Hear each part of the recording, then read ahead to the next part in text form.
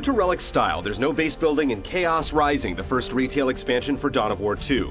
It's all frontline combat and non-stop action. Picking up where the Dawn of War 2 campaign left off, the expansion introduces new units for multiplayer, a powerful new ally in single player, and it provides the opportunity to take your badass Blood Ravens in a sinful new direction.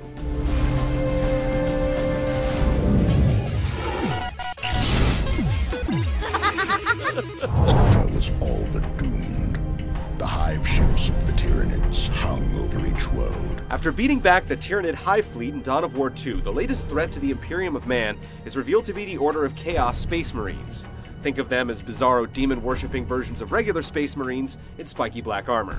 The Chaos Marines are the immediate threat to the Imperium, but it's the corrupting influence of their dark gods that threaten the very souls of your brothers in arms. You'll face the difficult choice of either embracing Chaos's seductive advances or remaining pure in the eyes of the Emperor. I can barely believe the rebels would align themselves with the forces of Chaos. Believe it. Chaos Rising builds on the storytelling method employed in Dawn of War 2, and largely for the better. The sergeants on your squad take more active roles between missions, offering frequent advice and spitting out far more dialogue than they did in the original campaign. You'll learn more about the Blood Ravens' backgrounds and personalities as they influence your decisions at every crossroad.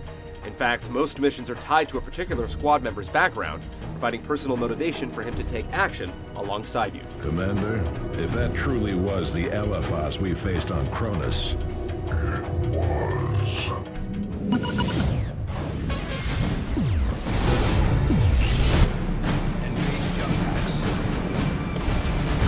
While Chaos Rising is far from the first game to present you with the choice of good versus evil, the story is designed around several branching paths, making it so that you'll actually want to explore both extremes of the morality spectrum. Depending on how you manage the game's corruption system, the story, your character builds, the loot you equip, and ultimately the ending you get all change. Depending on whether or how far you're willing to let your squad members become corrupted, their abilities will change. The scout squad leader Cyrus, for instance, is by default an effective healer, but if you allow him to take the dark path, his abilities could get markedly more offensive. Because both options are so attractive, deciding which way to go becomes an involving, agonizing, and thoroughly satisfying process.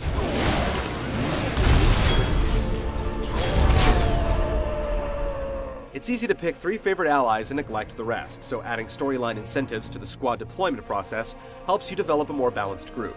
Leave an ally behind when a mission requires his personal involvement, and his guilt or resentment will lead towards corruption. If your intent is to keep your squaddies on the righteous path, you'll generally have to complete more difficult optional objectives as well. The infrequent timed missions are polarizing. Depending on your mood, they can be thrilling or just plain annoying. Chaos Rising enhances Dawn of War 2's online features, both competitive and co-op. The Chaos faction is introduced to the competitive skirmish game, along with new units for the 4 previously available races. Balancing asymmetrical multiplayer games is a never-ending feat, and the community is actively engaged in trying to get their favorite multiplayer race whipped into competitive shape. The Chaos Sorcerer and the Tyranid Hive Tyrant are added to The Last Stand, a fun cooperative action game where you control a hero unit and a team of up to 2 other players to survive as many enemy waves as possible. The Sorcerer is currently the more popular option online, but the Hive Tyrant can be fun to play, especially once you've unlocked the ability to deploy 3 sets of Tyranid infantry to back you up. As fun as it is, the Chaos Rising campaign is over soon after it begins.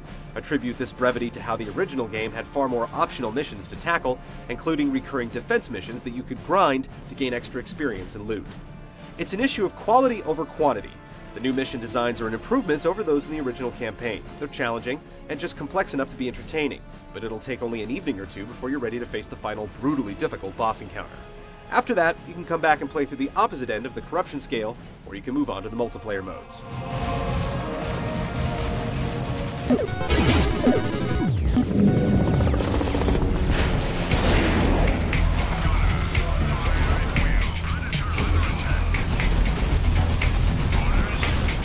The single-player portion of Dawn of War 2 is ultimately about customizing your own powerful group of Space Marines, and collecting war gear is a big part of that. You'll find new tactical options like the popular Las Cannon heavy weapon for your Devastator squad, Lightning Claws for up-close slicing and dicing, and a multi-melta for your Dreadnought, that adorably overpowered walking tin can. Chaos Rising's unique loot also helps reinforce the corruption versus purity angle.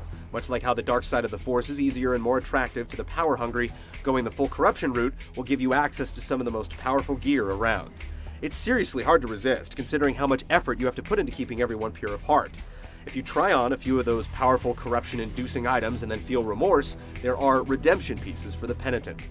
Much like how flagellants would flay the flesh from their own hides, this gear often comes with a major penalty, like increasing the damage a character receives or otherwise reducing his effectiveness. No one ever said that being good would be easy.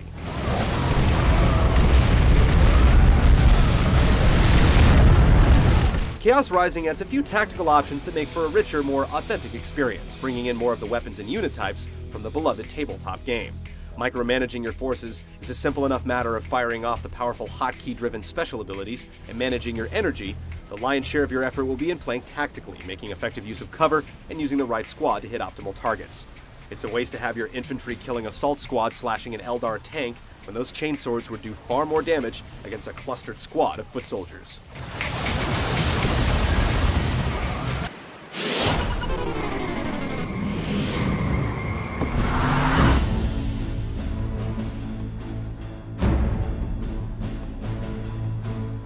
Chaos Rising throws a couple of new environments into the mix, a snowy planet and the interior of a monstrous space hulk, which adds some much-needed new window dressing to the very limited map tiles from the original campaign.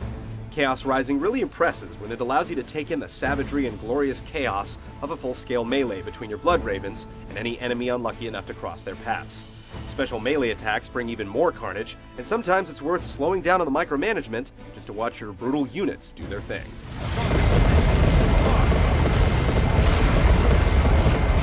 The voice talent that breathes life into your squaddies does a fine job of playing it straight and relaying the tension, urgency, and paranoia that moves the plot along.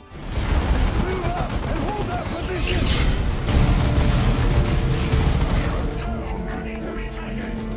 Dawn of War 2 Chaos Rising is an excellent example of a standalone expansion pack. It contributes to the core game in all major categories without going the extra mile that would befit a true sequel. If you enjoyed Dawn of War 2, this one's a no-brainer. There's really no reason why an RTS aficionado shouldn't own both.